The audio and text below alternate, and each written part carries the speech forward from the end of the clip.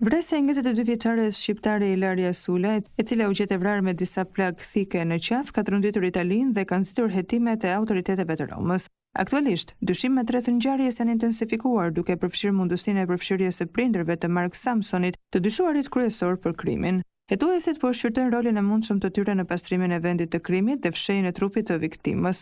Mark Samson, i cili është arrestuar për vrasje të rëndë dhe fshehje kufome, ka dhënë version të ngjarjes që nuk ka bindur ende prokurorët.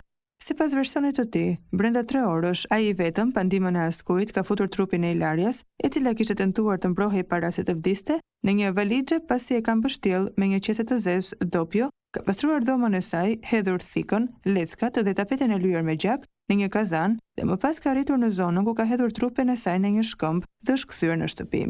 Ai ka pretenduar se ka vepruar i vetëm, por ka refuzuar të përgjigjet për pyetjet konkrete rreth mundësisë së ndihmës nga të tjerë, përfshirë prindrit e tij. Nëna e tij, e cila do të merret sot në pyetje, dyshohet se mund të ketë ndihmuar djalin e saj për të pastruar dhomën pas vrasjes së Ilarias. Hetuesit janë duke analizuar të dhënat e telefonave dhe pajisjeve elektronike për të zbuluar më shumë detaje mbi marrëdhëniet ndërmjet Ilarias Sulës dhe Mark Samsonit. Po ashtu, një ekspert psikiatrik do të vlerësojë gjendjen mendore të Mark Samsonit për të kuptuar më mirë motivet dhe mundësinë e ndikimit të tij në veprimet pas krimit. Ndërkohë, avokati i familjes së Ilarias Sulës ka kërkuar një analizë të thelluar të dhënave digjitale përfshirë smartphone-in e Mark Samsonit dhe pajisjet e viktimës për të kuptuar dinamikën e ngjarjes dhe arsyet që çuan në këtë tragjedi.